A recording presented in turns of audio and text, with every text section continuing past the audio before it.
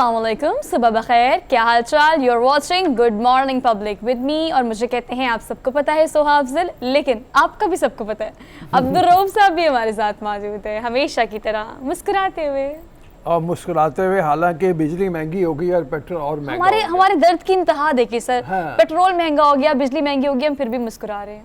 इतना पाकिस्तान में बुरा हाल हुआ वैसे आगे मुश्किलात कम थी कि हम मुश्किलात के लिए अपील तो ज़रूर करते हैं, लेकिन मुस्कुराते हैं इसलिए कि चलें आपको ज़रा दुख में से निकाल पाएं, ज़रा दुख में और ज़्यादा मतलब ना करें। हरमीत क्या कर रहा है, हरमीत का रुख करते हैं, पहले चल के देखते हैं। दुख ही कर रहे होंगे। हरमीत कितना दुख है आपको बताएं कि चले थोड़ा, लेकिन फिर भी 2.5 रुपए महंगा कर दिया पेट्रोल इन्होंने, और 4 रुपए बिजली, 4 रुपए 34 पैसे बिजली महंगी हो गई है फी यूनिट।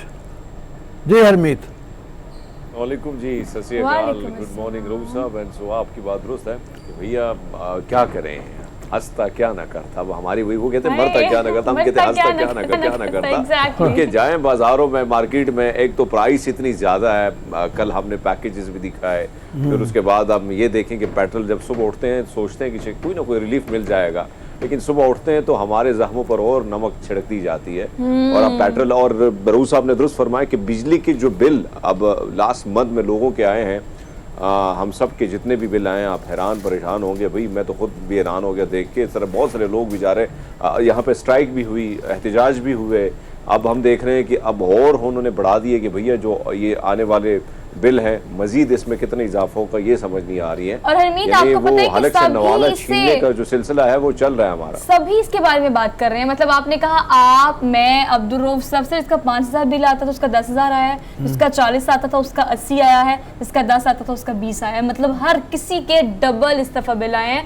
हम 2 घंटे का प्रोग्राम सर मैं दावे के साथ कह सकती हूँ कि मिल के रो सकते हैं हम ये बिजली के बिल। सबसे बड़ी बात यह है कि जो पिछली बार बिल थे जिनमें वज़ीर आज़म के कहने के बाद मतलब कुछ कटौती की गई, कुछ कमी की गई, तो वो कमी का फायदा क्या हुआ? मतलब वो उसी तरह से आपने फिर 4 रुपए 34 पैसे बढ़ा दिए हैं, और यानी वो बिल इस महीने फिर ज्यादा होंगे। पेट्रोल का तमाम लोग ये कह रहे थे कि इंटरनेशनल मार्केट में पेट्रोल की प्राइसेस कम हुई हैं, जिसकी बुनियाद के ऊपर उम्मीद ये थी कि कुछ 20 रुपए तक बाद लोग कह रहे थे कि शायद पेट्रोल सस्ता हो जाएगा, लेकिन ये तो उल्टा महंगा कर दिया। तो मिफ्ता इस्माइल को क्या कहा जाए? मतलब मिफ्ता इस्माइल अब वो कहते हैं मैं क्या करूं, मुझे तो पैसे पूरे करने हैं सैलाब ज़दगान की मदद के लिए, फ़ंड्स कहाँ से आएंगे? वो ठीक है, मुश्किल बात भी है, लेकिन यह है कि ये ज़्यादती बढ़ी है सर। एक इतनी सारी मुश्किलात और उस पर फिर आपको उनको लगा था कि छोटी ज़रब लगाएंगे तो कम असर होगा, लेकिन 2.5 रुपए से भी देखिए आप 36 पर पहुंच गया, तो ऑब्वियसली अब अल्टीमेटली ट्रांसपोर्टेशन और इससे कनेक्टेड हर चीज़ महंगी होगी, तो मुश्किलात में इजाफा ही होगा। ऑल दो चलें, हमने शुरू में इसको थोड़ा सा करना था, हमने इस पर बातचीत की, लेकिन सर अब जो महंगाई है ऑलरेडी कल हमने इस पर इतना ज़बरदस्त बात की है। हरमीत ने कहा कि जब प्याज, लहसुन, अदरक, टमाटर उनकी कीमतें इतनी ज़्यादा हो गई हैं, और अब पेट्रोल भरने के बाद हम इंतजार नहीं करेंगे सर, आज ही प्राइसेस मजीद बढ़ गई होंगी। हाँ, आज और ज़रा महंगी हो गई होंगी। हाँ बिल्कुल, वो ट्रांसपोर्ट महंगी होगी, क्योंकि लाइट स्पीड डीजल जो है वो ज़्यादा महंगा हुआ है, ज़्यादा पेट्रोल से ज़्यादा महंगा हुआ है। ट्रकों में वो डलता है ज़्यादातर, मतलब वो डीजल, उस हवाले से उन्होंने महंगाई करनी है। आज हरमीत को रिक्वेस्ट करेंगे ना, आज ज़रा जाके अगर मार्केट में निकले तो कल फिर हमें बताएगा कि आज शदीद गमो गुस्सा पाया जाएगा आवाम में, और अच्छे अच्छे रिएक्शंस मिलेंगे आपको, जो दरअसल आवाम की असल रिएक्शंस है। They are done now. कल हमने एक और बात की थी जो भारत से तजारत के हवाले से बात की थी, ऐसे में क्या किया जाए। अब वो एक और ख़बर यह है कि आलमी इदारों ने भारत के रास्ते इमदाद पहुँचाने की इजाज़त तलब की है। ये वज़ारत ख़ज़ाना कह रहा है, वज़ीर ख़ज़ाना ने हमारे कहा है, तो उस बारे में सोच विचार हो रहा है। मेरे ख्याल में गवर्नमेंट कम अज़ कम, हालांकि सब कल हमने जिक्र किया, और हमारे बड़े अच्छे दोस्त हैं, हिंदुस्तान एक्सप्रेस ट्रिब्यून के एडिटर हैं, हाँ। कल उन्होंने मुझसे जब पूछा, कॉल की उन्होंने, और उन्होंने कहा कि हरमीत क्या प्राइस है पाकिस्तान में। जब मैंने प्राइस की बात की तो उन्होंने कहा हरमीत इस पे स्टोरी क्यों ना लगा दें कि हमारे पास चीज़ें बड़ी सस्ती हैं, और अगर ये चीज़ें, ये रास्ते खुल जाते हैं और ट्रेड शुरू हो जाती, कम से कम आपकी आवाम को रिलीफ तो मिल जाएगा। यानी वहाँ पे भी कुछ ऐसे सहाफ़ी हैं जो पॉजिटिव, बहुत पॉजिटिव खबरें जो हैं वो चलाते हैं, दिखाते हैं, प्रिंट करते हैं, तो ये बहुत अच्छी बात है। उन्होंने बड़े अच्छे आइडिया, उनके पास जब उनसे मेरी जो गुफ्तगू हुई, तो आपकी बात दुरुस्त है कि कहाँ कम से कम वो रिलीफ आवाम को वहाँ से मिल सकता है, क्योंकि इस वक्त टमाटर आप देखें मार्केट में, और जो टमाटर मिल रहा है रहू साहब, सो आपने देखा होगा मार्केट में, वो उस तरह टमाटर नहीं है ना कि इस टाइम में बड़े लाल किस्म के टमाटर आ जाते हैं। और बड़े मजे के होते हैं, लेकिन हम देख रहे हैं कि उसकी क्वालिटी भी उसी तरह नहीं है। प्याज भी अगर आप जाएं छांटी करें भी बड़ा मुश्किल से। और आप ठीक कह रहे हैं कि इस वक्त हुकूमती फैसलों को अगर हम एक तरफ रखें भी और हर चीज़ को बलाए ताक रखे हुए सिर्फ ये सोच रहे हैं कि पाकिस्तानी अवाम को इस वक्त रिलीफ अगर देना है, सैलाब ज़दगान की मदद करनी है, पैसे जमा करने हैं, ये तमाम सूरत हाल बेहतर करने के लिए इस वक्त तिजारत का ये डिसीजन लेना उतना ही ज़्यादा ज़रूरी है, इतना ज़्यादा ज़रूरी मुल्की माशी सूरत हाल को बेहतर करना है। तो इधर ये फैसला पहले रन डाउन की तरफ चलें, फिर हमने आज सैयद अली गिलानी साहब के बारे में बात करनी है।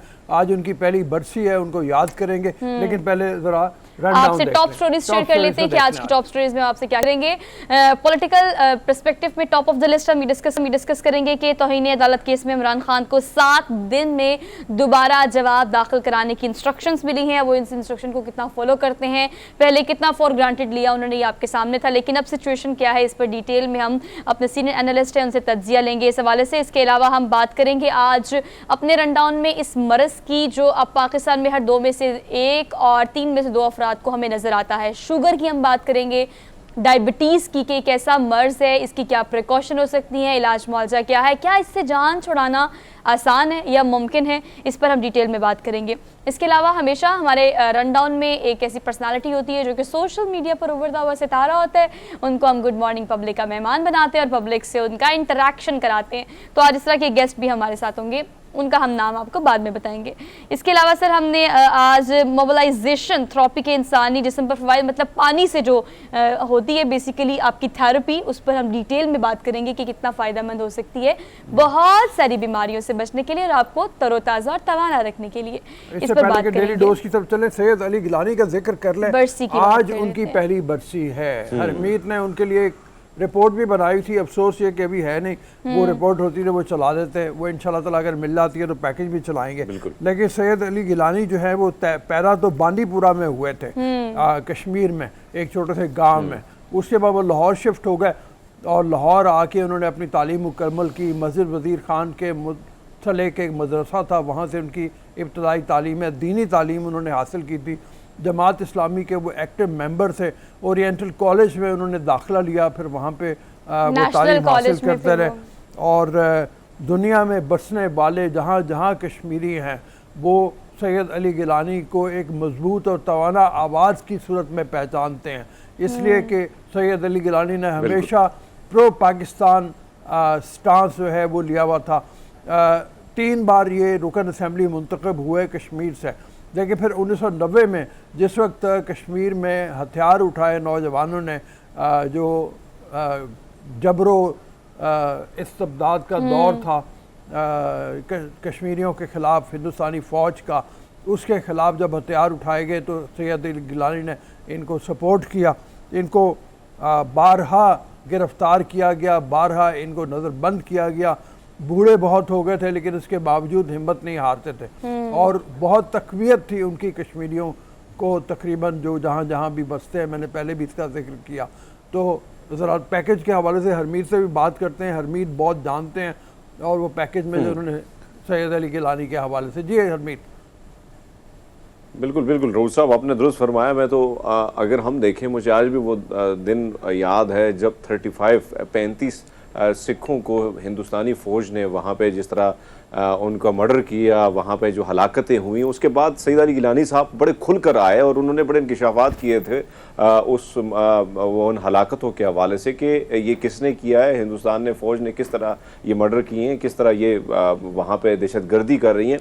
तो इस हवाले से हमने देखा कि वहाँ पे जो बसने वाले दीगर मज़ाहब के लोगों के साथ जो सिख थे वो भी सैयद अली गिलानी साहब के साथ बड़े स्टैंड लेते थे और मुख्तलिफ़ जगहों में जब भी उनके, क्योंकि उससे कबल आपने जिस तरह कहा कि वो जब रुकन थे असम्बली में तो तब बहुत सारे हालात उनके लिए नॉर्मल थे, लेकिन उसके बाद जब जदोजहद थोड़ी सी अलग हो गई, रंग थोड़े से अलग हो गए, थोड़ा सा जो डिफरेंट स्टाइल था आज़ादी के लिए हासिल करने के लिए, तो उसी में जब वो शामिल हो गए तो बहुत सारी सख्तियाँ उन्होंने झेली। बहुत दफ़ा वो जेल गए और उनका एक नारा जो है वो बड़ा मशहूर था कि हम पाकिस्तान से, पाकिस्तान हमारा है।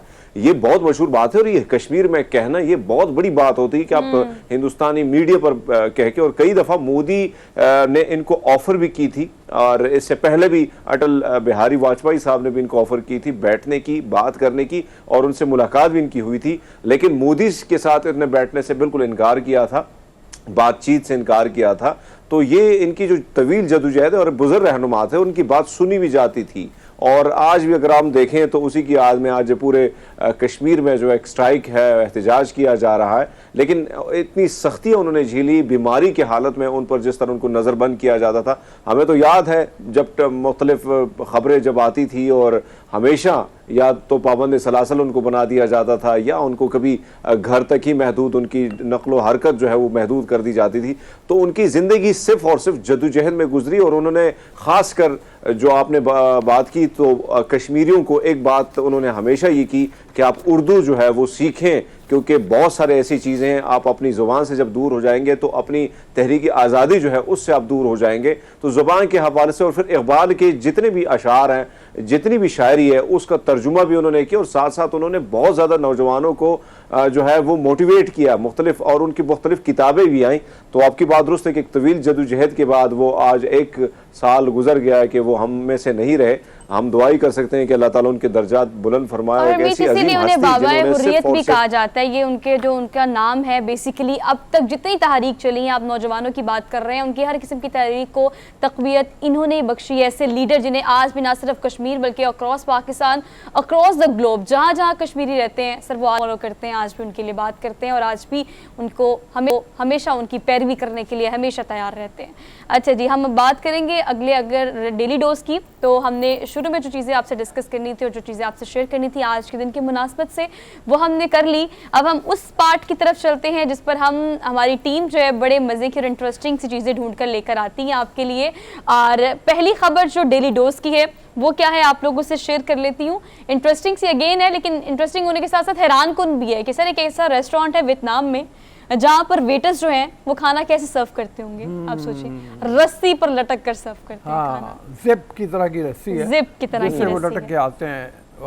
ये देखो, ये आपको विजुअली भी दिखाया जा रहा है। नॉर्मली नॉर्दर्न एरियाज में आप जाएं तो इस तरह के एडवेंचर आपको वैसे करने के लिए मिलते हैं। मतलब अगर आप देखें तो वहाँ पर बहुत सारी जिप लाइन्स बनाई हुई है TDCP ने, PTDC ने, और वहाँ पर आप इस तरह की जिप लाइन एंजॉय करते हैं। लेकिन यहाँ पर खाना सर्व ऐसे होता है, और ना सिर्फ सर वहाँ के लोग जो इस रेस्टोरेंट में आते हैं वो इसे बहुत पसंद करते हैं, बल्कि सोशल मीडिया पे काफ़ी वायरल है ये रेस्टोरेंट।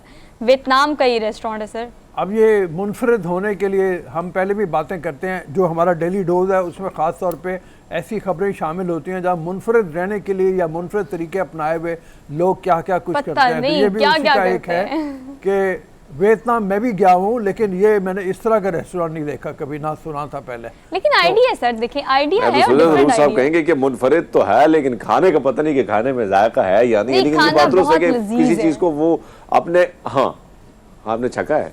नहीं वो कह रहे हैं वहाँ के लोग जो है वो जो दे रहे तासुरात कि हम सिर्फ यहाँ पर इसलिए नहीं आते कि रस्सी से लटक कर वेटर हमें खाना देते हैं, हम इसलिए भी आते हैं कि इनका खाना बहुत डिलीशियस है। बहुत सारी चीजें हम देखते हैं कि मुनफरिद बनाने के लिए ना कोशिश की जाती है कि भाई अब हम किससे, आप देखें ना कि जिस तरह अब यहाँ पे एक रेस्टोरेंट का जिक्र आप कर रही थी जिसमें वो सारे भूत प्रेत बने होते हैं और लोगों को खाना सर्व करते हैं। कराची में मेरे ख्याल में रेस्टोरेंट है, तो इस किस्म के, हाँ हॉरर, तो ये चीजें बड़ी मुनफरिद होती हैं।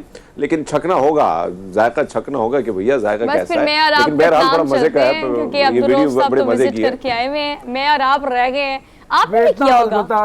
वियतनाम अगर बता जाएं आप। नहीं, वियतनाम में गया भी हूँ और वियतनाम के लोगों के साथ बड़ी मेरी रही है, बड़े अच्छे ताल्लुकात रहे, बड़े अच्छे दोस्त मेरे हैं वहाँ पे रहे, मतलब जब मैं वहाँ था।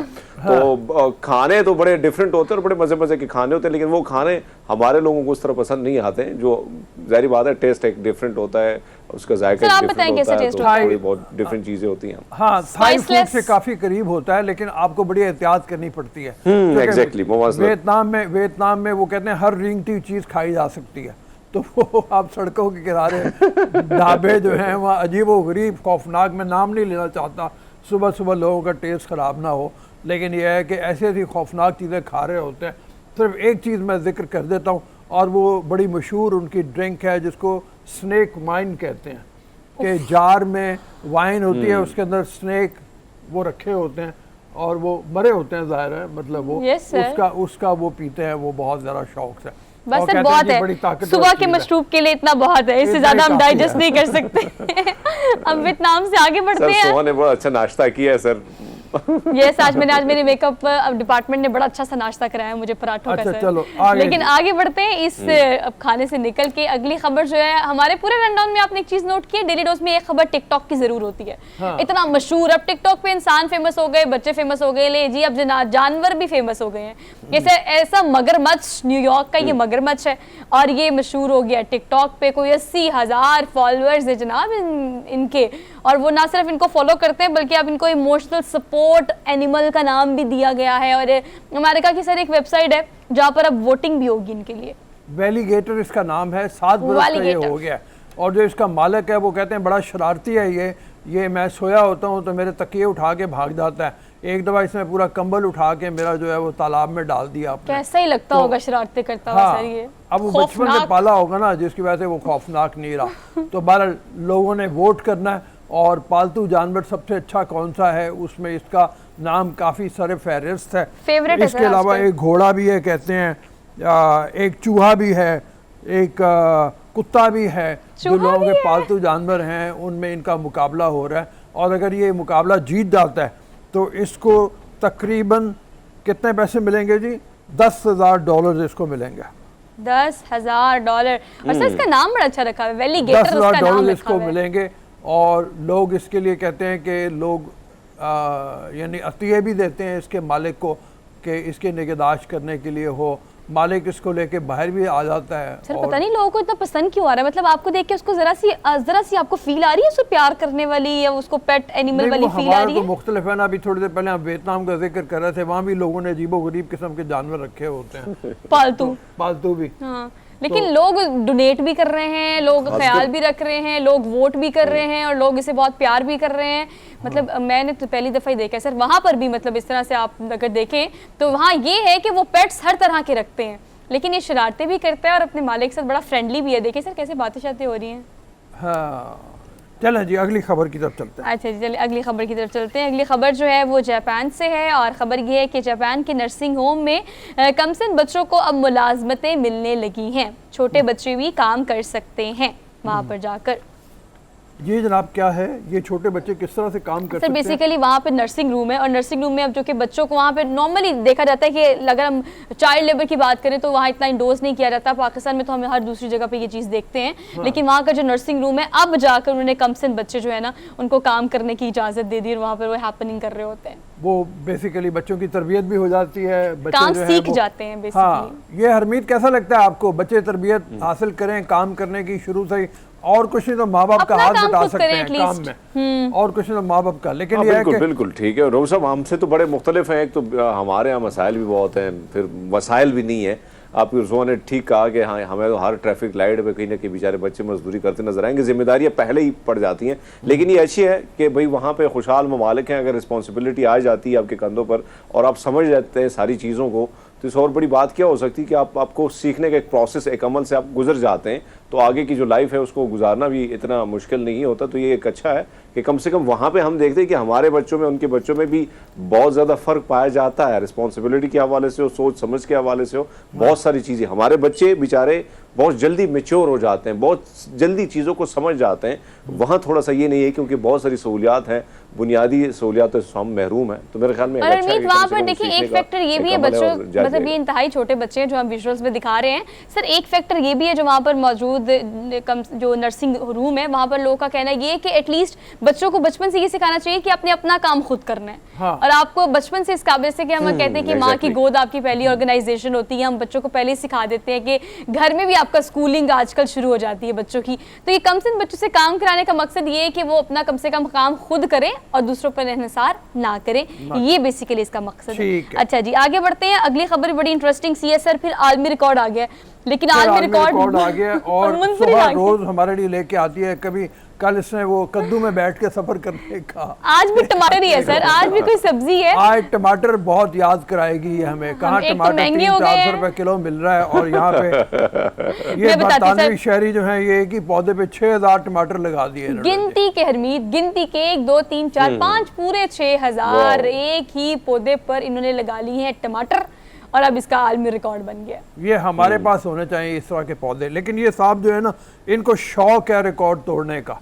पहले इन्होंने एक बेल पे सबसे ज्यादा टमाटर लगाने का एजाज हासिल किया था। अच्छा जी। उसके बाद वो इन्होंने 1355 थे सर मेरे ख्याल से। सूरजमुखी उगाने का मुकाबला जीता। इन्होंने सूरजमुखी का फूल सबसे बड़ा जो था वो इन्होंने जीता हुआ है, और अब इन्होंने एक पौधे के ऊपर 6000 टमाटर लगा दिए। हरमीत, हमारे लिए बड़ा ज़रूरी है इस तरह के इन्वेंटर्स होने, इस तरह के साइंसदान होने। इस वक्त तो बहुत जरूरी है, क्योंकि टमाटर की जो प्राइस है वो आपको पता है, और टमाटर मिल भी नहीं रहे। और हरमीत, ये देखे ना कि एक पौधे पे 6000 हाँ। आप जिन टमाटरों की बात कर रहे थे, जिनको आज आप सुबह मिस कर रहे थे, ये वही है लाल सुर्ख टमाटर कि लाल लाल टमाटर आप देखे ना। हाँ, बिल्कुल। अच्छा जी। हमारे बहरहाल बहुत ज़रूरत है, और बहरहाल जिस टेक्नोलॉजी के ऊपर ये काम कर रहे हैं वो भी हमारे किसान को सीखनी बहुत ज़रूरी है। आप ये देखो ना, बेल को ज़मीन के साथ नहीं लगाया हुआ, उन्होंने ऊपर चढ़ा के उसको सर जगह कम ऑक्यूपाई की हुई है, हाँ। और कम जगह पे आप ज़्यादा सब्जियां उगा सकते हैं। और ख़ासतौर पर अगर आप एक ही पौधे पे आपने इतने टमाटर उगा लिए 6000, तो फिर आप सोचें कि अगर इस तरह के एक ही बाग में कोई 10 पौधे भी होंगे तो कितने हज़ार टमाटर एक छोटी सी जगह पे उगा लिए जाएंगे। लेकिन इसके लिए बड़ी मेहनत होती है सर। आलमी रिकॉर्ड उसने बनाया है तो उसने बड़ी मेहनत की है, बड़ी प्लानिंग की है, उसके बाद फिर जाके ये आलमी रिकॉर्ड बना है। So we are done with our daily dose for today. अब हमने लेनी है एक छोटी सी ब्रेक, के बाद वापस आते हैं। Keep watching. Good morning public.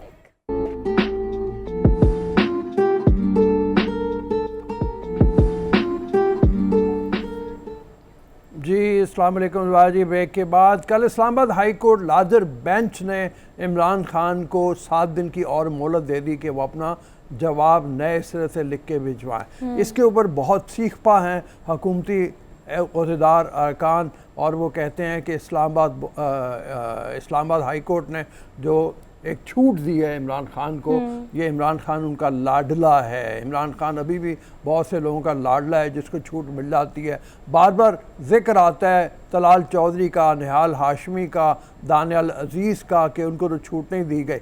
इस हवाले से हमने बात करनी है नासिब चुगताई से, लेकिन थोड़ा सा ज़रा जिक्र, चूँकि हम जब बात कर रहे थे सैयद अली गिलानी की, तो मुझे उस वक्त मैसेज आया और मुझे याद भी आया कि NBC ने बड़ी मुलाकातें की हुई हैं सैयद अली गिलानी से। कुछ थोड़ा सा वो यादें ताज़ा करते हैं और फिर असल सवाल की तरफ आते हैं कि क्या इमरान खान को ये छूट देने का मतलब ये है कि इमरान खान माफ़ी मांग लें? क्या इमरान माफ़ी मांगेंगे और वो केस उनके हक़ में एक नरम रवैया अख्तियार करते हुए उनको माफ़ी दे देगा अदालत जो है? तो पहले NBC थोड़ा सा ज़रा अली गिलानी साहब से आपकी मुलाकातों का जिक्र हो जाए, फिर दूसरे सवाल की तरफ चलते हैं। अस्सलाम वालेकुम NBC।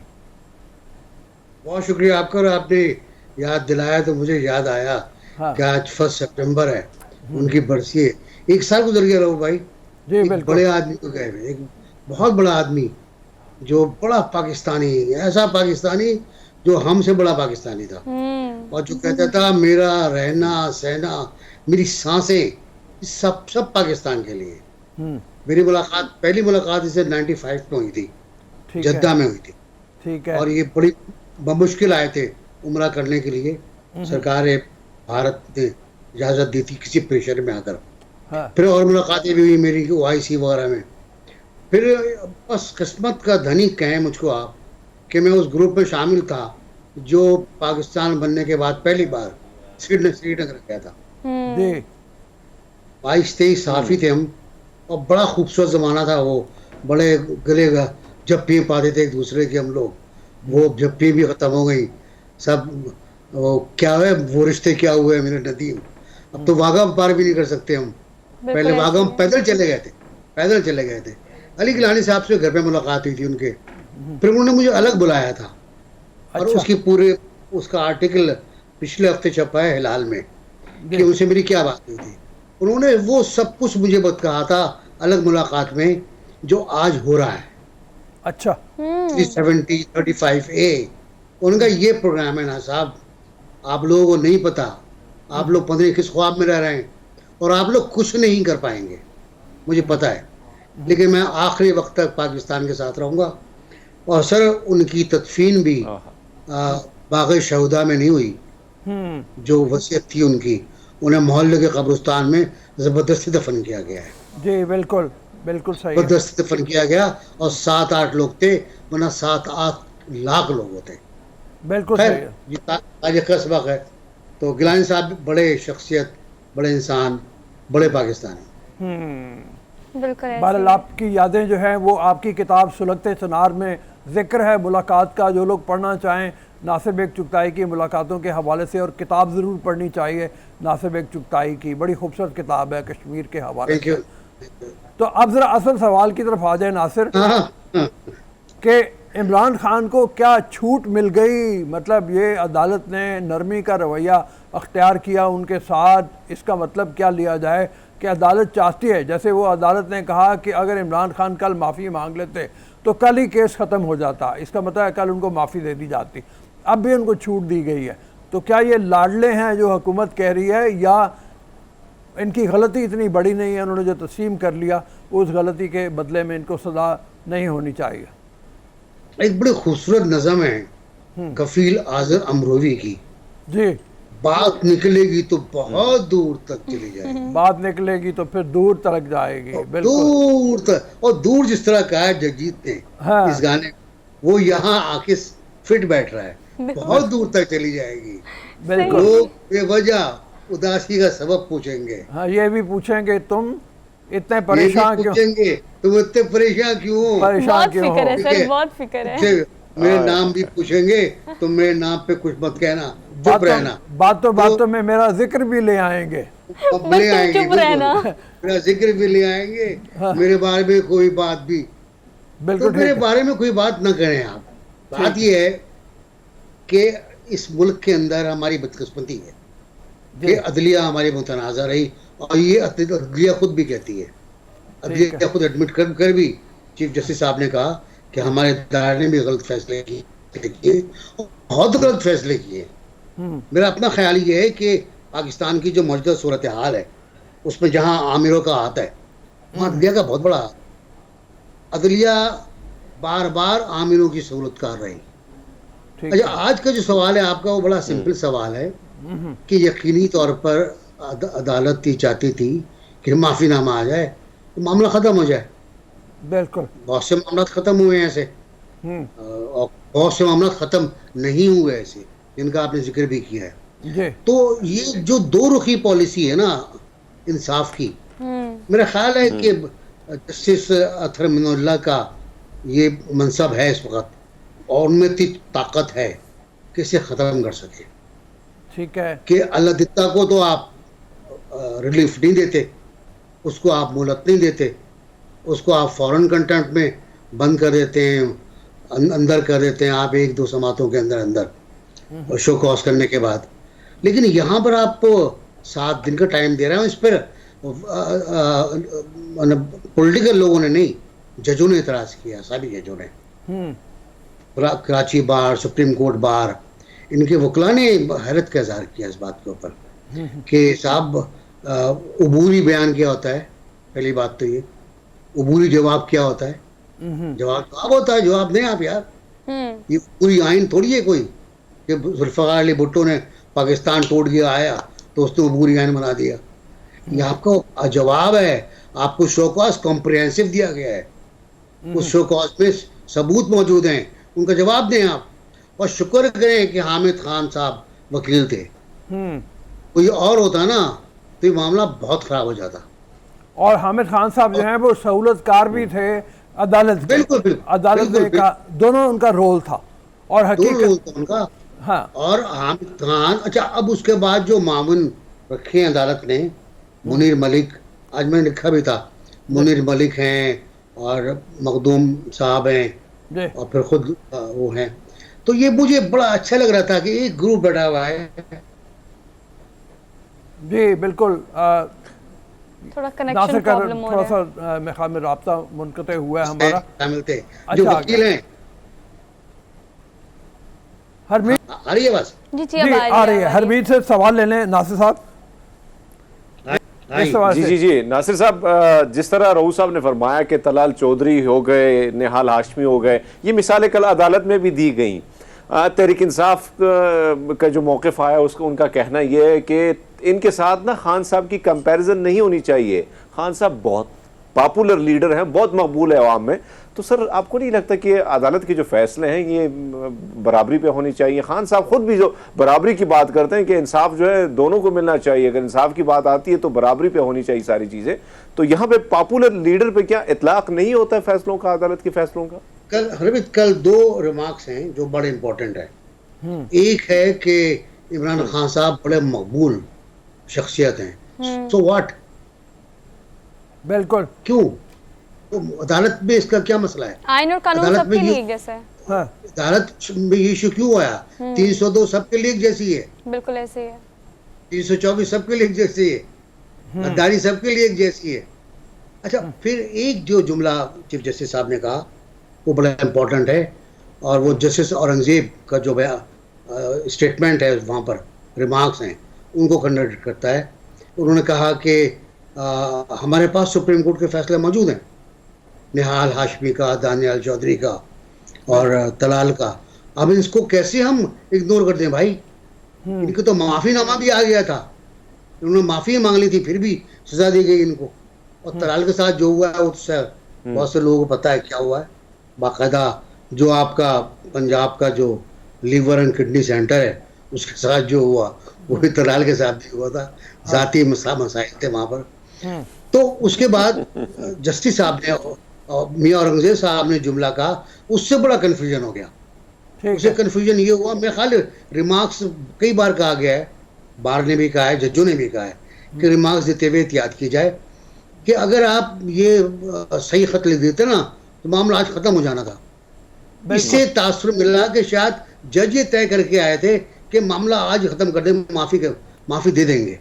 बिल्कुल, ये तासुर मिला। मेरा ख्याल है तासुर जाना नहीं चाहिए था। अगर गया, मुझे भी नहीं लेना चाहिए, आपको भी नहीं लेना चाहिए। समात पर फैसला होगा, और फैसला अगर इक़्तिदार के खिलाफ आया, पहले फैसलों में मुनाफी आया, तो बहुत मसले हो जाएंगे। ये हाई कोर्ट है, सुप्रीम कोर्ट के फैसलों को कैसे रिव्यू करेगी ये? और अगर ये रिव्यू करेगी तो किस बुनियाद पे करेगी? तो बहुत मसाइल हैं सर। फवाद चौधरी साहब ये भी कहते हैं कि माफी खान साहब मांगे या ना मांगे, अदालतों पर क्या फर्क पड़ता है? खान साहब की माफी से क्या फर्क पड़ेगा? खान साहब बहुत तेज आदमी है, हामिद खान साहब बहुत तेज आदमी है। वो उछले, वहाँ उछल के खड़े हो गए। उन्होंने किसकी बात कर रहे हैं आप? इस आदमी से किसी अच्छाई की तवक्को है? तो उन्होंने वहाँ मामला ठंडा कर दिया, वरना मामला संगीन है। वो कई बार कंटेम्प्ट कर चुके हैं मौसूफ, कई बार चैलेंज कर चुके हैं आर्मी को भी, अदलिया को भी, इंतजामिया को भी और अवाम को भी, सबको चैलेंज कर चुके हैं। वो पता नहीं किस में आपका, आप पता नहीं किस जोन में है वो कुछ पता नहीं चलता, उसका पता नहीं चलता वो किस पता नहीं क्या जोन है उनको। और जो इमरान खान था, अच्छा रोबे आप तो मास्टर हैं डॉक्यूमेंट्रीज के, जब इमरान खान ने कहका लगाया हामिद खान की इस बात पर, तो उसका तर्जुमा क्या हुआ? फवाद चौधरी से कोई अच्छी बात की तवक्को हो सकती है? तो खान साहब हंसे बहुत जोर से, तो वो तायद कर रहे थे। तो मेरा ख्याल ये मामला को खराब ना करें। एक केस है, इसका मेरिट के ऊपर फैसला करें, जिसकी बुनियाद पर फैसला ना करें कि किसके कितने वोट हैं। भुट्टो साहब के बड़े वोट थे, नवाज शरीफ की मकबूलियत रूस पर थी। आपने उसको बेटे से पैसे, हमारे माशरे में हम बेटे से पैसे नहीं लेते, हम औलाद से पैसे नहीं लेते, बिल्कुल हमारे माशरे का सिलसिला है। अब भाई आपने उसको नायल कर दिया उसके ऊपर। वो खैर मामला तारीख का मामला है, तारीख में आएगा, बहुत से फैसले तारीख में आने हैं, ये भी तारीख में आएगा। यूसुफ रज़ा गिलानी को खतरा निकले पर आपने प्राइम मिनिस्टरशिप से हटा दिया। तो मुश्किल फैसले करना आसान है, बहुत आसान है भाई। जज होता है, फैसला कर दे कि आपने कंटेम्प्ट किए, 6 महीने की कैद, खत्म। अच्छा नासिर साहब जी कम से कम जहाँ तक अज़हर मिनल्ला साहब का ताल्लुक है, chief justice Islamabad high court के, उनके बारे में मुख्तलिफ फैसले जो आते चले गए हैं, तो वो एक बड़े मुदब्बर जज के तौर पे उनको माना जाता है और इंसाफ पसंद जज के तौर पे माना जाता है। और इसीलिए आप ये देखिए कि हर कोई अपनी ज़मानत भी लेनी हो तो इस्लामाबाद हाई कोर्ट का रुख करता है कि वहाँ से मुझे इंसाफ मिलेगा।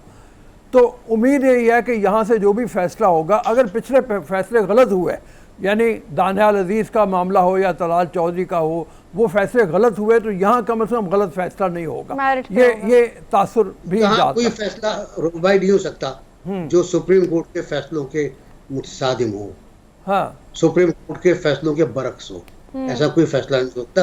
और यही मुश्किल है हाई कोर्ट की। ठीक है, बिल्कुल ठीक है। Thank you Nasir Baig, Thank बहुत you so मेहरबान, बहुत much. शुक्रिया, थैंक यू। जो जैसी बात की मुतसादम नहीं होना चाहिए, लेकिन ये है कि इसमें जितनी अतर मिनल्ला साहब की तारीफ़ की जाए उतनी कम है कि जितने भी फैसले उन्होंने किए हैं माजी में कोई कंट्रोवर्शियल नहीं है। ट्रांसपेरेंट। बड़ा इंसाफ पसंदी के ऊपर उन्होंने अमल दरामद किया है और उसका बोलबाला रहा है इंसाफ का उनकी अदालत में। जैसे मैंने कहा कि इसीलिए अक्सर लोग जो हैं वो अपने जिस वक्त इवन ज़मानत यानी जो लेनी होती है पंजाब से भी, तो वो भी इस्लामाबाद हाई कोर्ट का रुख करते हैं, बिकॉज उनको इस बात का एहसास भी और यकीन भी है, एतबार भी है कि वहाँ पर जो फैसला होगा मेरिट पर होगा और इंसाफ पर मबनी ही होगा। हमने एक छोटी सी ब्रेक लेनी है, हम वापस आते हैं, आप देखते रहिए गुड मॉर्निंग पब्लिक।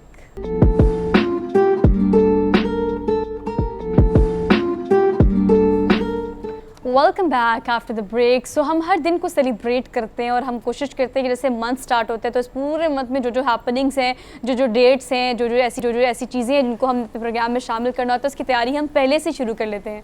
लेकिन सर हमारे सारे इदारे भी ऐसे ही करते हैं। ISPR की बात करें, पाक फ़ज़ाया की बात करें, तो यौम दिफ़ाए पाकिस्तान के हवाले से हमने देखा है किस तरह का कोई भी इवेंट हो तो कोई ज़बरदस्ती डॉक्यूमेंट्री वो मार के जो हमारे इदारों ने माजी में किए हैं उसके बारे में एक डॉक्यूमेंट्री फिल्म बनाई जाती है। पाक फ़ज़ाया ने भी बनाई है। 6 सितंबर हमारा दिन है यौम दिफ़ा का, जिसको सेलिब्रेट किया जाता है पूरे पाकिस्तान में। जिस दिन पाकिस्तान की फ़ौज ने, हिंदुस्तान ने हमला किया था, उसका दिफा किया मुल्क का, उनको शिकस्त दी।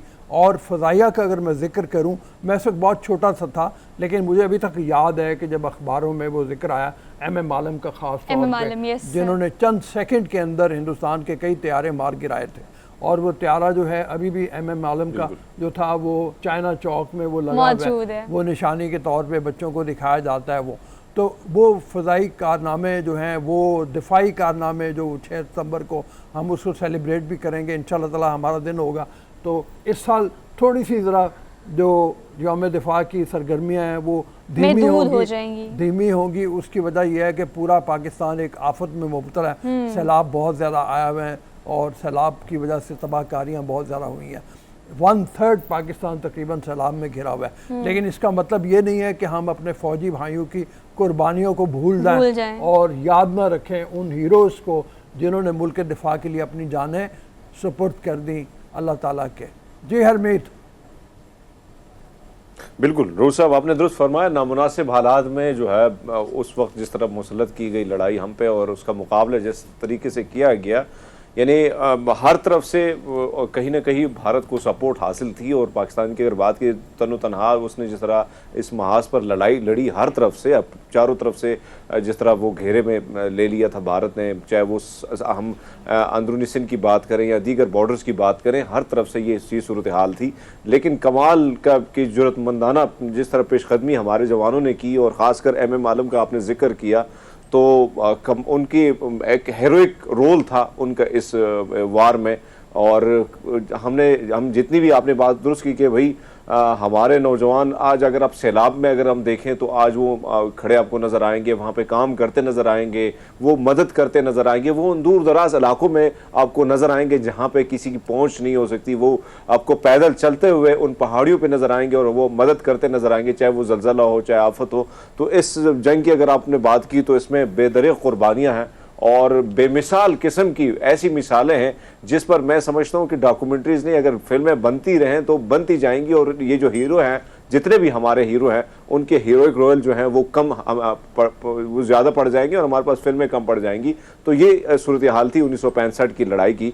और जिस तरीके से हमने अपने जो ख्वाब थे भारत के और जो चाय और पराठा खाने के ख्वाब थे उसको जिस तरह हमने चिकनाचूर किया, जो नाश्ते की बातें होती थी, तो ये बहुत बड़ी बात है। और आज मैं समझता हूँ कि एक तो सैलाब है, तबाहकारियाँ हैं और इसकी वजह से ये जिस तरह हम देखते हैं हर साल बड़े ज़बरदस्त तरीके से सेलिब्रेट किया जाता है 6 सितंबर यूम दिफा, लेकिन इस बार आपकी बात ठीक है कि कुछ चीज़ें जो है मानंद होंगी और कुछ चीज़ें हमने लिमिटाइज कर दी हैं, लेकिन 1965 1965 की इस फ़ज़ाई मार्के के हवाले से अगर पाक फ़ज़ाया की बात की जाए तो एक ज़बरदस्त डॉक्यूमेंट्री उन्होंने बनाई है स्पेसिफिकली इस दिन के हवाले से। तो आपको पहले वो दिखाते हैं, उसके बाद दोबारा से डिस्कशन कंटिन्यू करेंगे। Have a look.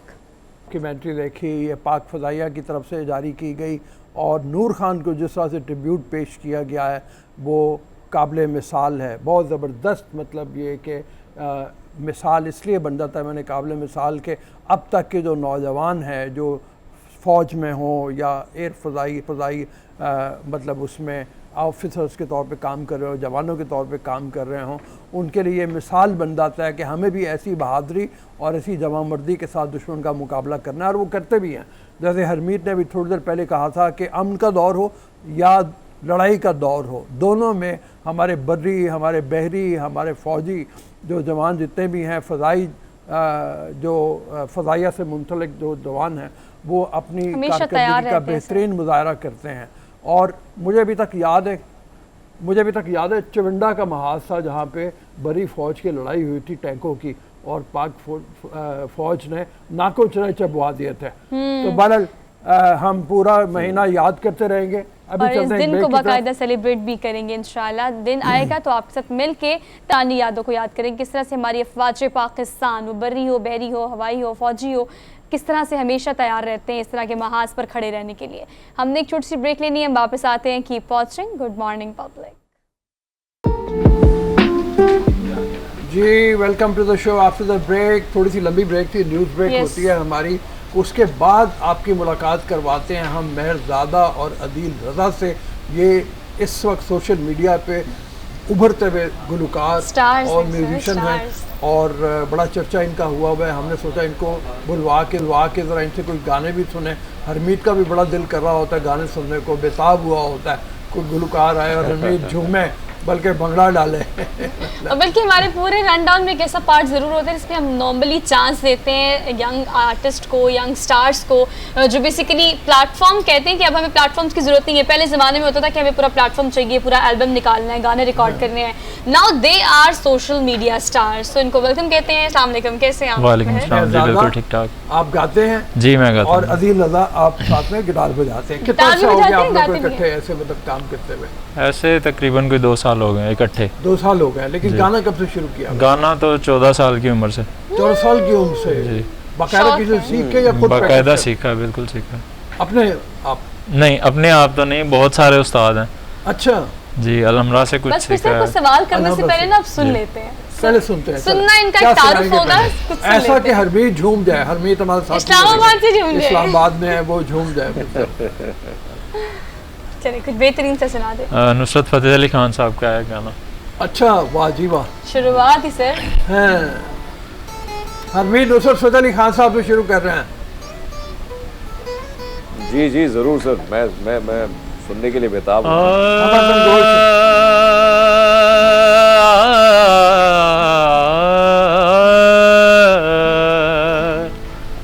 साकी की हर निगाह से घबरा के पी गया, लहरों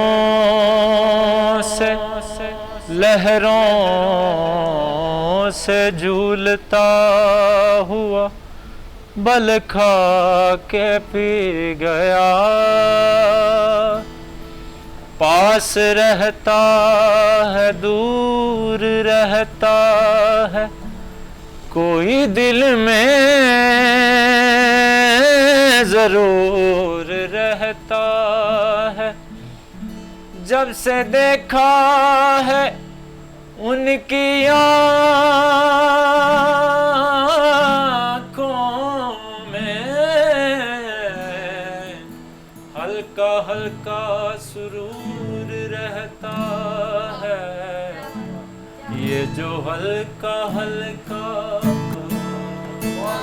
क्या बात है। एक गुलकार की सर, एक गुलकार का इससे अच्छा तारुफ नहीं हो सकता कि वो गा कर आपको बताए कि वो कैसा गाता है। हाँ जी हरमीत, मेरा तो दिल कर रहा था कवाली की तरह तालियां बजाने को गाना।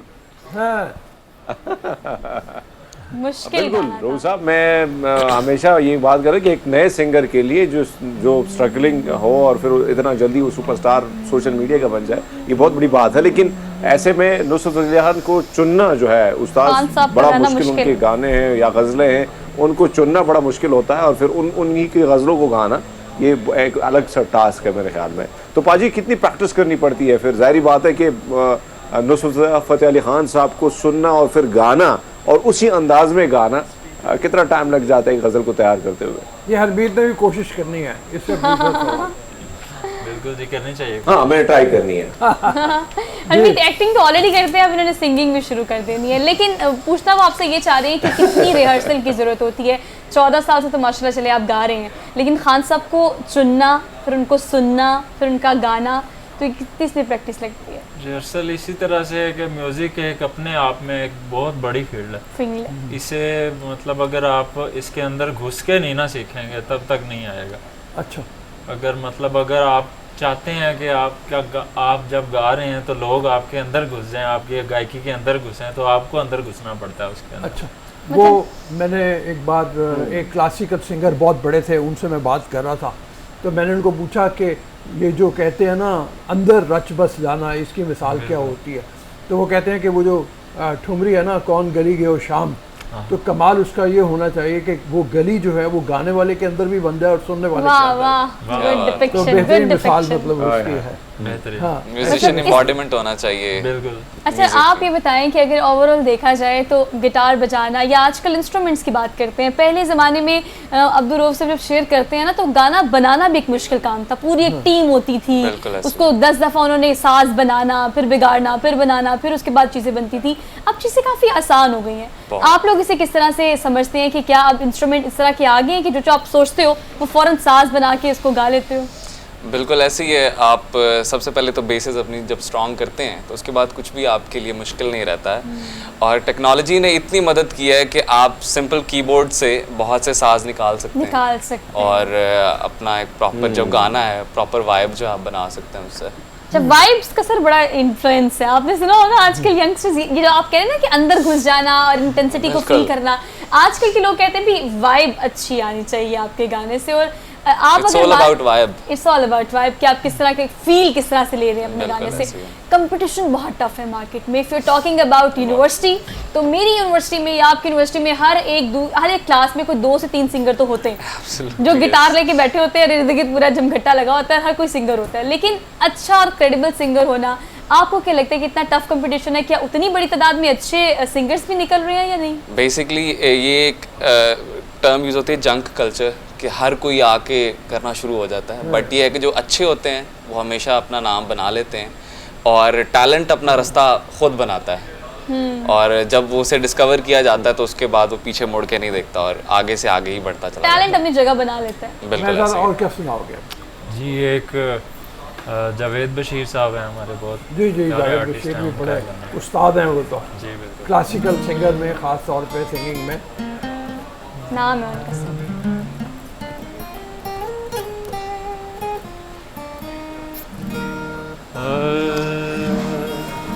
ओ रंग रे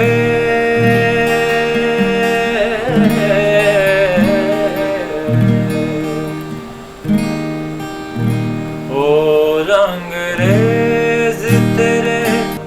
क्या बात बहुत है, अच्छी, गुड बहुत one, once again good one, बहुत बहुत माशाल्लाह, अलग है, बहुत। बहुत बहुत मेहदाद, आपने अपने लिए जो चीज़ें दो आपने सुनाई हैं, मुश्किल मैदान का आपने इंतखाब किया। आम रवायती सिंगिंग की बजाय आप नीम क्लासिकल, हल्का सा क्लासिकल, उसमें ज़्यादा जा रहे हो। तो सोशल मीडिया पे ये चीज़ें पॉपुलर होती हैं फिर? लोग सुनते हैं। सर पॉपुलर होने का हमें कोई फिक्र नहीं है। असल में हमारी ये चीज़ें मर चुकी हैं, इन्हें हम जिंदा करने की कोशिश क्या कर बात है, रहे हैं। Good one. ठीक है, वाह। जिंदा करने की जरूरत है, कुछ जबरदस्त। और सर मुझे लगता है देखें, सुनने वालों की तादाद अभी भी, क्लासिकल मौसीकी की अगर बात की जाए हरमीत, सुनने वालों की तादाद अभी भी बहुत बड़ी है। जो बिल्कुल, असल बहुत ज़्यादा मौसीकी और उसकी रूह को जानते हैं वो क्लासिकल सुनना पसंद करते हैं। अब जैसे क्या ख्याल है? ये पुरानी चीज़ नहीं है। यार, इन्होंने बात बहुत अच्छी की। अच्छा, मैं एक और चीज़ हम देखते हैं कि बहुत सारे नौजवान जो है वो सिंगिंग की तरफ आते हैं, मौके उस तरह नहीं मिलते। ये तो इंडस्ट्री उस तरह वो हमारी नहीं है जिस तरह होनी चाहिए थी ना। उसी तरह पाजी कंपटीशन होते हैं तो आप समझते हैं कि सोशल मीडिया एक ऐसा प्लेटफॉर्म है जहां से कोई ना कोई चांस क्लिक हो ही जाता है, जिस तरह आप आज स्टार बन गए सोशल मीडिया के थ्रू, तो इसी तरह कई नौजवान भी उनको भी सोशल मीडिया के थ्रू बहुत अच्छा प्लेटफॉर्म मिल सकता है ना?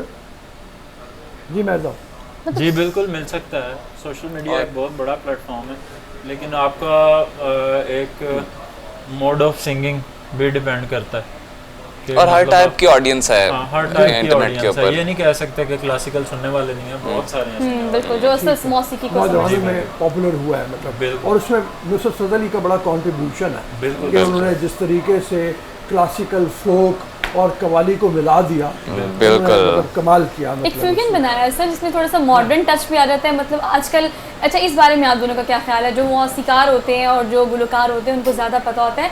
आजकल रिमिक्स का बहुत ट्रेंड है कि आपको क्लासिकल भी चाहिए, लेकिन थोड़ा सा आपको टच आजकल डीजे का भी चाहिए, थोड़ी वाइब चाहिए होती है ना आपको, इस लिहाज से रॉक और R&B वाइब Rock भी आपको चाहिए होता है। बिल्कुल ऐसी ही है। और म्यूजिक एक ऐसी चीज़ है कि अगर मतलब दो म्यूजिशियंस हैं, वो एक दूसरे की लैंग्वेज नहीं जानते, लेकिन वो म्यूजिक की लैंग्वेज जानते हैं, म्यूजिक के तो लैंग्वेज वो इतने अच्छे तरीके से केमिस्ट्री बनाएंगे और इतने अच्छे से वो बनाएंगे कि बिल्कुल भी नहीं लगेगा कि एक दूसरे को जानते तक नहीं है। और रीमिक्सेस, मिसाल के तौर पर नुसरत फतेह अली खान साहब जो थे, वो कवाली का बैकग्राउंड था उनका, लेकिन उन्होंने A.R. रहमान के साथ और हॉलीवुड के जो म्यूजिशियंस हैं उनके साथ काम किया। बहुत ही ग्रेट आर्ट पीसेस उन्होंने बनाए। बिल्कुल ऐसे ही है। तो बिल्कुल ऐसे ही है। अच्छा, आप दोनों की बातें बहुत अच्छी हैं, सोच बहुत अच्छी है। अब फ्यूचर प्लान क्या है? मतलब सोशल मीडिया स्टार तो आप लोग बन गए, अब खुद एल्बम लॉन्च करनी है, गाने लिखने हैं, गाने हैं, क्या प्लान्स है? किस तरह से आगे से परस्यू करना चाहते हैं? बहुत सारे गाने लिखे हुए हैं, ये प्लान्स हैं इंशाल्लाह आगे। और एक सीजन लॉन्च कर रहे हैं हम लोग। सीजन लॉन्च कर रहे अच्छा, हैं। कब लॉन्च कर रहे हैं? चले हम अपने प्लेटफॉर्म से आपको मौका देते हैं कि चले कोई डेट नहीं तो करीब करीब अपने फैंस को ये बता दें कि कब लॉन्च करने जा रहे हैं। 3 महीने के बाद आपको हमारे गाने जो है वो नजर आएंगे। चले फिर 3 महीने बाद दोबारा से मुलाकात करेंगे इनसे इसी शो पे नहीं, बुला नहीं, के। एक गाना और हो जाए, हम ब्रेक पे जाने का ऐलान कर रहे हैं कि हम ब्रेक पे चले जाएंगे। इस गाने के को सुनते दरमियान सुनते इनके- जाएंगे। हाँ, आप अच्छे तरीके से इनको सुने। बहुत ही माशाल्लाह शानदार तरीके Yes, पे इन्होंने no doubt. रियाजत अपनी की हुई है। क्लासिकल तड़का जो लग रहा है वो बड़ा अच्छा लग रहा है। तो जनाब कुछ हो जाए और हमें इजाज़त दीजिएगा ब्रेक जी, के लिए। बिल्कुल। इसके बाद ब्रेक के बाद मैडम नूरजहां जी का मेरी मुझसे फेवरेट। पहले सी मोहब्बत मेरे में। अच्छा, वाह वाह वाह। मुझसे पहले सी मोहब्बत।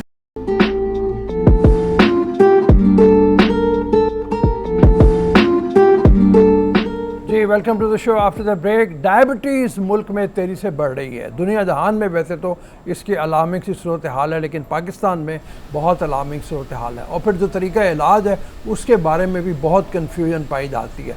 इस हवाले से बात करने के लिए हमारे साथ चेयरपर्सन है NGP के ताहिर महमूद साहब, चेयरपर्सन है, उनसे चल के बात करते हैं। अस्सलाम वालेकुम। वालेकुम सलाम सर, कैसे मिजाज हैं? बिल्कुल ठीक। आप सबसे पहले तो यही बताइए कि क्या वाकई पाकिस्तान में डायबिटीज़ बहुत बढ़ गई है? उसकी वजह अनहेल्दी जो हमारा रहने सहने का तरीक़ाकार है वो है? फिर जब डायबिटीज़ हो जाती है तो हम बजाय इसके कि अपने खाने पीने की, अपने रहने सहने की तरतीब को बदलें, हम दवाइयों पर चले जाते हैं। ये ठीक तरीक़ेकार है या नहीं है? क्या मुतबादल होना चाहिए मतलब इसका? Thank you for calling me in the show. Basically मेरा जो ताल्लुक है वो UK लंदन। जी। अच्छा, ऑल माई लाइफ मेरे बच्चे सब कुछ हम लोग NHS के थ्रू हमने जो मॉडल देखा है कि फ्रॉम द डे 1 हर बंदे को अपने हेल्थ का पता होता है। ठीक है। ये नहीं कि वहाँ बीमारी नहीं है, बीमारी इज़ पार्ट ऑफ लाइफ, लेकिन उसका कितना प्रॉब्लम्स आते हैं, कितनी जल्दी क्योर हो जाते हैं। लेकिन पाकिस्तान के अंदर जो चीज़ें हो रही हैं हेल्थ केयर के अंदर, वो प्राइमरी केयर ना होने की वजह से ज़्यादा डिज़ास्टर है। पेशेंट सिर्फ हॉस्पिटल जाके ही अपने आप को आइडेंटिफाई करता है कि ये प्रॉब्लम हो गई है। बिफोर हैंड किसी चीज़ का किसी को ध्यान नहीं होता, नो रेगुलर चेकअप और एनीथिंग। बट इस वक्त तो पाकिस्तान रेड लिस्ट पे है, रेड अलर्ट पे है, उन्हें डायबिटीज़ है। And second thing is C-section. अच्छा। So NGP actually started in Pakistan way before COVID-19 2019 में we started and COVID stopped us because वो हेल्थ हैजर्ड था, उस वजह से हमें रोकना पड़ा। लेकिन ऐसे ही कोविड ओवर हुआ है, हम लोग वापस अपने इस मिशन में आ गए एंड द एजेंडा इज़ कि डायबिटीज़ को कंट्रोल में लाया जा सकता है, so we should do that. हमारे यहाँ जो पैटर्न है कि आप डायबिटिक और फौरी तौर पे जो हमारा तरीक़ाकार है टू आइडेंटिफाई कि आप डायबिटिक हैं या नहीं है, वो सबसे बड़ा गलत है। पहली चीज़ जो है ना, स्टेज 1 वहीं से ख़राबी शुरू हो रही है। आपने बेसिकली आप ग्लूकोमीटर के साथ चेक करते हैं, रैंडमली आप बाहर गए हैं, तबीयत थोड़ी कंफर्टेबल नहीं फील कर रहे और आप जाके कह देते हैं कि जी मैं मेरा शुगर चेक कर लो। अच्छा, जब आप नॉर्मल रूटीन में नॉर्मल खा के, कोई पता नहीं आपने मीठे 3 चम्मच चीनी वाली चाय पी हुई है, कोई पता नहीं आपने ना कोको कोला की 2 बोतलें चढ़ाई हुई हैं और 6 समोसे खाए हुए दोस्तों के साथ बैठ के, या रो का गिलास पिया हुआ है, नेचुरली हाई आएगी उस वक्त। नेचुरली हाई आएगी, बिल्कुल ऐसे ही है। सो हमारे यहाँ ये सिस्टम है कि एकदम पैनिकी कि जी इनको शुगर हो गई। अच्छा, फिर हमारे माशाल्लाह क्योंकि हेल्थ केयर के अंदर भी 3 स्टेजेस हैं, स्पेशलिस्ट हैं, आम डॉक्टर है और उससे नीचे जो क्वाक्स बैठे हुए हैं। हमें पता है उसे एडमिट करेंगे तो प्रॉब्लम सॉल्व होगी, एडमिट नहीं करेंगे तो प्रॉब्लम सॉल्व नहीं होगी। अच्छा, वो लोगों के पास यही होता है कि जी शुगर का बंदा है, इन दवाई दे दो, बस इनको दवाई दे दो, अब ये गोलियों पे आ जाएं, बात खत्म। मतलब वो डायग्नोस नहीं हुआ कि इनको शुगर है या नहीं है, लेकिन द टाइम बिंग वो शुगर हाई आई है तो इसका मतलब शुगर है। जबकि होना क्या चाहिए किसी भी पेशेंट को कि किसी भी पेशेंट को, even me, you, somebody, anyone, आप लोगों का जब अलार्मिंग लगा है और जैसे सर्टन वो होती हैं कुछ बॉडी में चेंजेस आती हैं, लाइक यूरिन ज़्यादा आता है, ये है वो, तो आपको फौरी तौर पे ये दिखाना होता है कि क्या मेरे पास HbA1c टेस्ट जो है वो करवा के कि 3 माह की आपकी शुगर की एवरेज क्या है, एवरेज क्या है। अच्छा, after that you can go, if it shows you 6.2 से अबव 6.7 तक, it mean you pre diabetic, still controllable. और अगर खुदा ना खास्ता 6.7 से ऊपर है और आपका 7, 8, 9 तक है, सो इस लेस हार्म इज देयर। अच्छा डॉक्टर साहब, ये कहिएगा डॉक्टर ताहिर, अगर हम स्पेसिफिकली बात करें सारे सिनेरियो की, तो आजकल पाकिस्तान में हर 3 में से 2 और 2 में से 1 बंदे को शुगर है, जिसकी बात आपने स्टार्ट में की ना। लेट्स टॉक अबाउट कि आपने कहा एक तो आपकी लाइफस्टाइल ऐसी है, सेकेंडली ये होता है कि जेनेटिकली भी ये चीज़ आपके अंदर ट्रांसफ़र होती है। If I am talking about my mother, तो उनको उनकी वालिदा को थी शुगर, अब मेरी अम्मा को भी है। अब हमने बहुत प्रिकॉशंस करना शुरू कर दी ऑलरेडी। क्या किरदार है प्रिकॉशंस का? क्या फिर भी अगर जीन्स में ये चीज़ होती है तो अल्टीमेटली इसे ट्रांसफ़र होना ही होता है, या प्रिकॉशन इसका हल है किसी हद तक?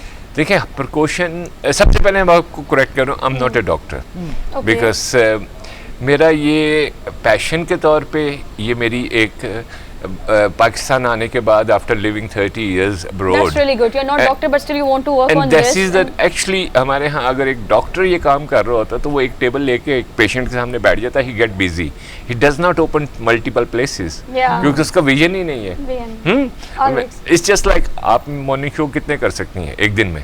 Only one। एक प्री रिकॉर्डेड होगा, हम 2 भी कर सकते हैं, प्री रिकॉर्डेड होगा दूसरा है, लेकिन यू कैन नॉट डू 10। तो एनजीपीज मल्टीपल लोकेशन क्लिनिक्स हैं, तो उनको मैनेज करना, उनको चलाने में अच्छा नहीं, model more than capacity is a model, may be somebody can do 4 shows, लेकिन दे ऑल रिकॉर्डेड हो गए, लाइव नहीं होगा, लाइव नहीं होगा, लाइव एक ही होगा। So same with doctor, live is going to be only 1 place at a time. So वो डॉक्टर साहब जो है ना वो बिजी हो जाते हैं अपने काम में, सो उनके पास चॉइस नहीं होती कि मैं यहाँ भी जाऊँ वो भी देखूँ क्या हो रहा है, टीम ग्रो नहीं करते। So what about precautions? अच्छा, प्रिकॉशंस हमेशा इस की फैक्टर, क्योंकि एक तो जो आप कहते हैं ना फैमिली वाइज पास ऑन होना, इट्स नेचुरल, जीन में है, होता है, आपके जीन जो फैमिली से आ रहे हैं, चाहे आप कोई भी हिस्ट्री हो। अच्छा, उसका बेहतरीन तरीका क्या, आपने उसको मॉनिटर करते रहना है। आपने from the age of 30, if you know your parents had diabetes, तो अवॉइड करें मीठा, मतलब पहले से एहतियात करें ना। Age of 30, this is the reason I am saying, क्योंकि आपकी बॉडी, अब when you are 30 you are young, when you are 60 and then you realise my mother had diabetes, और मैंने भी हो गई है। This is not the 60s पे क्या, नहीं, आपको तो बचपन से पता है मेरी मदर को ये है, मेरे फादर को ये है, as I know that, so what you need to do, avoid all this बस कॉल मीठी चीज़ें।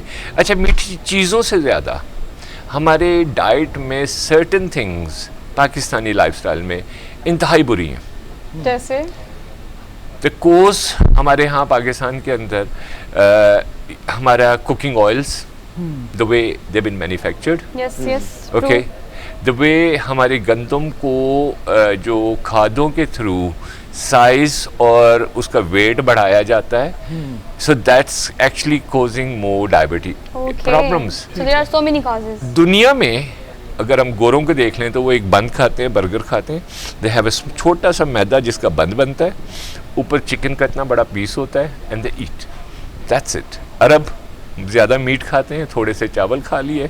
हमारे यहाँ क्या है, थोड़ी सी आलू मेथी होती है, 6 रोटियाँ होती हैं। सही है। जी सवेरे भी तो खानी है। ऐसे ही है। हरमीत से ले लेते हैं सवाल। जी हरमीत। अच्छा सर, बड़े मजे की गुफ्तगू आप कर रहे हैं। मैं आपसे जानना चाहूँगा, जो 30 की बात आपने बात की, और उमूमन यही होता है कि 30 प्लस हो जाए, 30 हो जाए हम लोग, तो फिर हम शुगर की टेस्ट वगैरह की तरफ कोशिश भी करते जाते भी हैं। लेकिन सर आजकल बच्चों में भी हम ये देख रहे हैं कि कहीं ना कहीं बच्चों में भी रेशो ज़्यादा, और इसकी वजूहात क्या है सर? अच्छा जी अमित साहब, we see you every day on TV, you are माशाल्लाह वेरी वेरी नाइस पर्सन। अच्छा, अब बात ये है कि जो बच्चों में डायबिटीज़ है वो टाइप 1 है। अच्छा, डायबिटीज़ की फ्यू फॉर्म्स हैं, most common type 1 and type 2। Type 1 is not curable, so you have to have healthy lifestyle, plus आपने बच्चे को इंसुलिन पे जितना जल्दी ले आएंगे तो वो उतना जल्दी बेहतर हो जाएगा। यस। अच्छा, फिर प्री टाइप 2 है, some time it get worse and converted type 2 जो है वो भी कन्वर्ट 1 में चली जाती है, लेकिन it's very rare. So the focus should भी हमारा सबसे पहले कि टाइप 1 है कि टाइप 2 है।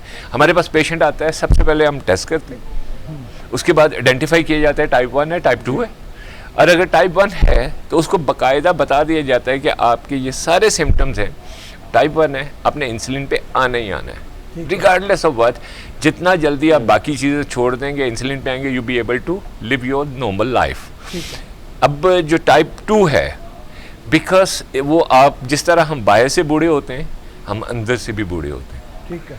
हमारा लबलबा भी कमज़ोर होता है, हमारे हार्ट भी बूढ़ा हो रहा है। अच्छा, जब आप हमारी जवानी के हिसाब से जो हैबिट्स होती हैं, रॉ पी लेनी, ये करना, वो करना, खाना, तो वो बैड हैबिट्स जो हैं हमारी बॉडी उसको कम्प्लीटली उसके साथ कोप नहीं कर पाती।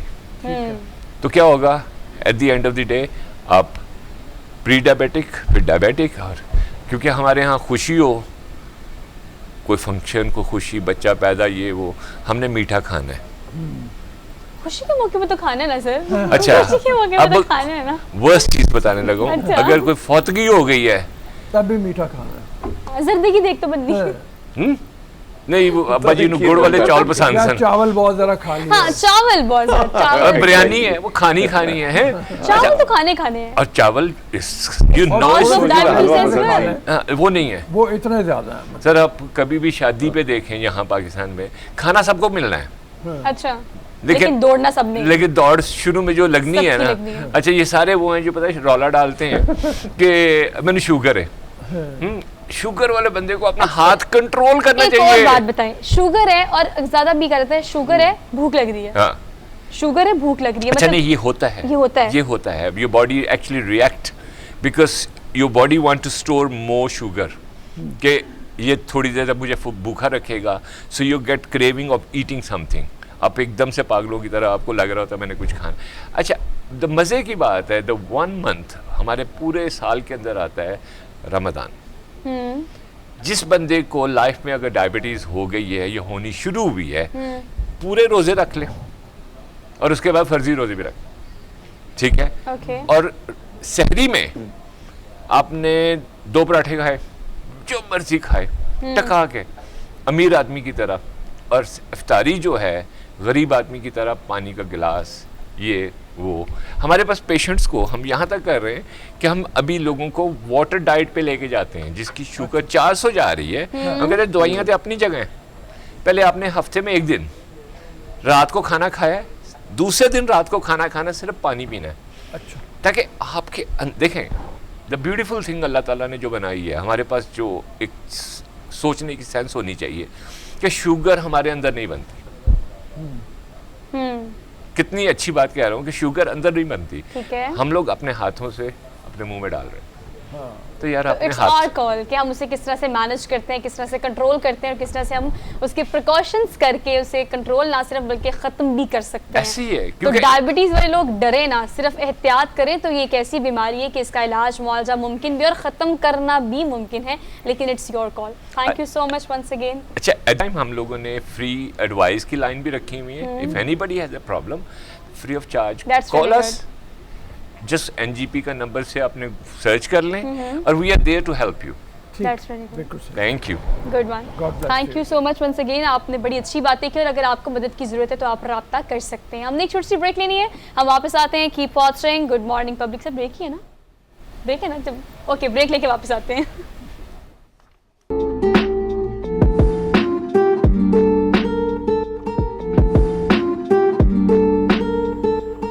Welcome back after the break. So basically हमारा आज का लाइफस्टाइल ऐसा है कि मुख्तलिफ सर तरह की बीमारियां हमें देखने में मिल रही हैं जो कभी हमने सुनी भी नहीं है। लेकिन जिस तरह से टेक्नोलॉजी आगे जा रही है और डॉक्टर एक्सपर्ट हो रहे हैं, तो इन बीमारियों के साथ साथ तरीका इलाज भी मुख्तलिफ नौयत के आते जा रहे हैं नज़र, जो कि डॉक्टर्स इन्वेंट कर रहे हैं। अगर हम बात करें आज के स्पेसिफिक टॉपिक की, तो ये sir instrument soft tissue mobilisation therapy है। ये क्या थेरेपी है? कुछ स्टेनलेस स्टील के ऐसे इंस्ट्रूमेंट इस्तेमाल किए जाते हैं जो कि आपके बॉडी पार्ट्स के अकॉर्डिंगली बनाए जाते हैं और उससे आपके जिस्म को क्या क्या फ़ायदे हो सकते हैं ये हम जान लेते हैं। हमारे साथ डॉक्टर शबाना नाज मौजूद है, बेसिकली फिजियोथेरेपिस्ट है। इनको आज के प्रोग्राम में वेलकम कहते हैं। डॉक्टर शबाना, कैसी हैं आप? ठीक हैं? मैं ठीक हूँ। अस्सलाम वालेकुम। वालेकुम वालेकुम अस्सलाम। अस्सलाम। डॉक्टर शबाना, बताइएगा कि बेसिकली कितना फ़ायदेमंद है ये इंसानी जिस्म के लिए, और अगर कोई बीमारी है तो उससे तो आपको आराम मिलता ही मिलता है, लेकिन वैसे भी क्या ये थेरेपी लेनी चाहिए अगर आपने बीमारियों से महफूज रहना है? जी बिल्कुल, ये बिल्कुल एडवांस और वेस्टर्न टेक्नोलॉजी है जिसमें हमारे जितने भी जैसे जॉइंट पेन है, मसल पेन है, नॉट्स बन जाती हैं, टाइट मसल्स हो जाते हैं। इसके अलावा ये कि जैसे आपकी नेक पेन है, नी का पेन है, बैक पेन है, मुख्तलिफ किस्म के जो जॉइंट पेन है ओवर एक्टिविटी की वजह से, स्पोर्ट्स इंजरीज की वजह से। देखें आजकल जो ज़्यादातर एम्फेसाइज किया जाता है manual therapy, hands on technique, ये उसमें से एक टूल है, एक लेटेस्ट टूल है जो वेस्टर्न कंट्रीज में बड़ी तेजी के साथ इस्तेमाल हो रहा है। इसकी एक तो वजह यह है कि इससे एकदम फास्ट रिलीफ है, बिल्कुल क्विक रिलीफ होता है पेशेंट को, और लोकल एरिया पे इसका ट्रीटमेंट होता है। पेशेंट को मेडिसिन से भी निजात मिलती है, पेशेंट को सर्जरी से भी दूर जाता है।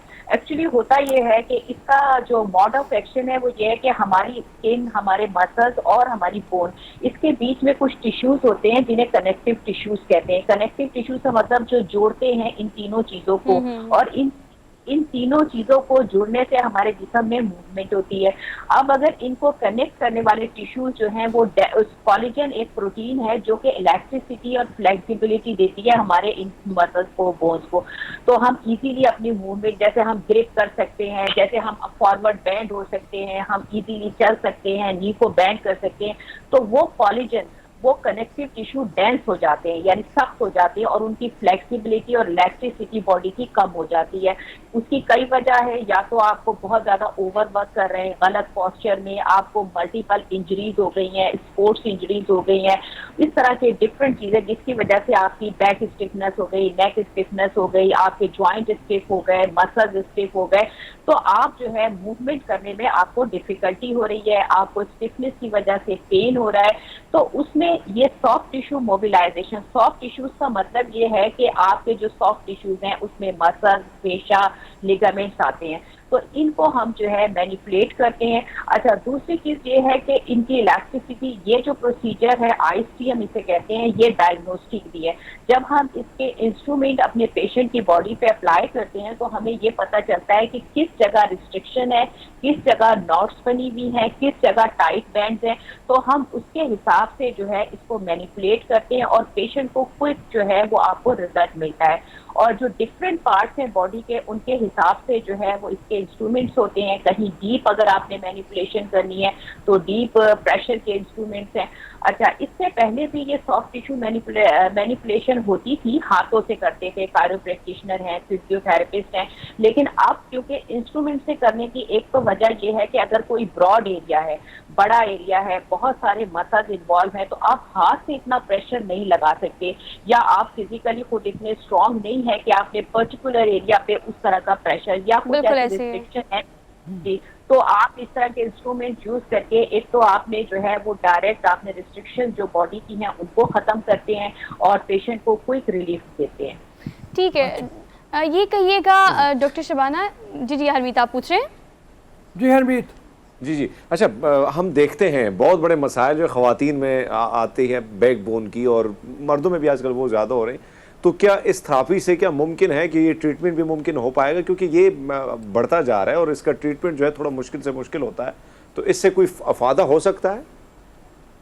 बिल्कुल हरमीत, ये तो सबसे इम्पोर्टेंट चीज़ है। आजकल जो जितना टेक्नोलॉजी का इस्तेमाल हो रहा है, जैसे अब हम लोगों की डेस्कटॉप है, वर्किंग आवर्स हैं, तो हम लोग जिस गलत पोस्चर में बैठते हैं, मल्टीपल हमारी ऐसी एक्टिविटीज़ हैं जिसकी वजह से हमारे मसल्स टाइट होते हैं, गर्दन में दर्द है, हाथों का सुन हो जाना, कमर में दर्द, औरतों में स्पेशली जो है उनका बैड पोस्चर, जिसके अब यूजुअली जो है डिलीवरी के बाद या बहुत ज़्यादा मोटापे की वजह से औरतों की कमर में दर्द, घुटनों में दर्द, तो ये वही ट्रीटमेंट है जो हमारे इन सॉफ्ट टिश्यूज को जो है वो मोबिलाइज करता है, उनकी इलास्टिसिटी बढ़ाता है। आपने देखा होगा जो स्पोर्ट्स इंजरीज है उसमें जितने भी जो प्लेयर्स हैं उनके हम फ्लेक्सिबिलिटी पे काम कर रहे होते हैं ना, कि उनके अंदर इतनी फ्लेक्सिबिलिटी हो, इजीली वो एक्सरसाइज कर लें, बेंडिंग कर लें, एक्टिविटीज। तो ये वो टेक्निक है। और आपको एक चीज ये बताते चलूं कि ये टेक्निक हर कोई अप्लाई नहीं कर सकता, इसके लिए सर्टिफाइड, क्योंकि मैंने भी यूके से सर्टिफिकेशन किया है, और ये कोई आम देखने में इतना इजी लगता है, लेकिन इसमें प्रॉपर मसल तक पहुंचना, फेशा तक पहुंचना, प्रॉपर प्रेशर डालना बहुत इंपॉर्टेंट है। खुदा ना खास्ता आप किसी वेसल को डैमेज करते हैं, खुदा ना खास्ता आप किसी और चीज़ को, तो कोशिश ये करें अगर आपको कहीं पर भी ये करवानी है थेरेपी, तो आप हमेशा सर्टिफाइड जो प्रैक्टिशनर हैं उनसे करवाएं। इसीलिए इसके रिजल्ट हमारे पाकिस्तान में अच्छी टेक्निक्स क्यों फेल हो जाती है, उसकी फेलियर की वजह यही होती है कि हम लोग अपने पाकिस्तान में जो टैलेंटेड लोग हैं वो थोड़ा सा अवेयरनेस कम दे रहे होते हैं, और दूसरे लोग आगे आके जो है उस काम को परफॉर्म करने लगते हैं, जिसकी वजह से लोगों का नई टेक्निक के ऊपर से ट्रस्ट हट जाता है। अच्छा, एक थोड़ी सी बात ये क्लियर कर दीजिएगा कि कायरोप्रैक्टिस बहुत ज़्यादा आजकल हो गई है, लोग बहुत ज़्यादा उसकी तरफ जा रहे होते हैं, ये कितना फ़र्क है उससे, और इसकी अफादियत कितनी ज़्यादा है? देखिए, कायरो प्रैक्टिशनर बिल्कुल टोटली एक डिफरेंट फील्ड है, और इसमें कुछ चीज़ों हर इलाज हर एक के लिए नहीं बना होता, क्योंकि पेशेंट अक्सर ये सोचते हैं कि भाई कायरो प्रैक्टिशनर के पास हर चीज़ का इलाज है। इसमें कुछ ऐसी चीज़ें हैं, जैसे स्पेशली फीमेल में अगर ऑस्टियोप्रोसिस है, आप ऑस्टियोप्रोसिस में किस तरह से मैनिपुलेशन करते हैं, actually Cairo practitioner manual therapy करते हैं। अब ये भी जो हम लोग यूज़ कर रहे हैं न्यूरोमस्कुलर में, ये भी मैनुअल थेरेपी के टूल्स हैं, यानी जो हम कायरो प्रैक्टिशनर करते हैं मैनुअल थेरेपी, ये मैनुअल थेरेपी के फर्दर मॉडिफाइड जो हैं वो टूल्स हैं, और इसमें प्रिकॉशन बहुत इंपॉर्टेंट है। कभी भी आप लोग, हम तो यही सजेस्ट करते हैं कि कायरो प्रैक्टिशनर भी ज़ाहिर है असेसमेंट के बाद ही करते होंगे, लेकिन कायरो प्रैक्टिशनर का फील्ड अलग है, ये बिल्कुल डिफरेंट है, और ये बगैर रिस्क के हम करते हैं, कोई ऐसा रिस्क नहीं। हाँ, कुछ थोड़े बहुत चीज़ें हैं जो कॉन्ट्रा इंडिकेटेड होती हैं इस तरह के पेशेंट में, जैसे कार्डियोवैस्कुलर डिजीज है, स्किन सेंसिटिव है, उसको कोई ब्लड ले रहे हैं, या डीबीटी है, या अनकंट्रोल्ड हाई ब्लड प्रेशर है, प्रेगनेंसी है, बच्चे हैं, या ओल्ड पेशेंट जिनकी स्किन थिन है, तो बहुत सारी ऐसी चीजें हैं जो हम प्रिकॉशन के साथ जो है इसमें हम अप्लाई कर रहे होते हैं। बहुत मेहरबानी, थैंक यू, बहुत very मेहरबानी, बड़ी तफसील से उन्होंने बताया। और सर ये बड़ी ज़बरदस्त चीज़ है कि दवाइयों से आपकी जान छूट जाए, और अगर इस तरह की थेरेपी से आपको डायग्नोज होने के साथ साथ अगर आपको इलाज भी मिल सकता है और आप ठीक भी हो सकते हैं, तो दैट इज़ वेरी गुड। और सबसे बड़ा जो फ़र्क बता दिया ना, आजकल चूंकि मैं देख रहा था कि हर जगह हर बंदा जा रहा है कायरो प्रैक्टिशनर के पास, और वो समझता है वो है, ये वो सोच रहे हैं बहुत एडवांस है, इसमें टूल्स इस्तेमाल हो रहे हैं, टूल्स डीप रूट तक पहुंच रहे हैं, और वो उसको फ़ायदा पहुंचा रहे हैं। So we are done with our show, तो हम इंशाल्लाह लेते हैं आपसे इजाज़त, और कल मुलाकात होगी नए टॉपिक, नए इश्यूज़ के साथ। अपना बहुत सारा ख्याल रखें, अल्लाह हाफ़िज़।